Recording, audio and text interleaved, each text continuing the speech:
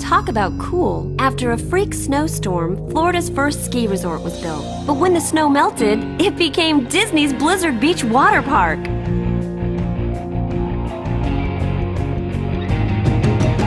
Where you can slide 12 stories down from towering Mount Gushmore. There's so much to do. Ride a chairlift for a broad view of all the splashy fun and to reach the mountain's peak. Challenge your family to a carefree race down the toboggan slopes. Take a rumbling raft ride down the mountain. And while thrill seekers are riding the slopes, kids can frolic at their own attractions.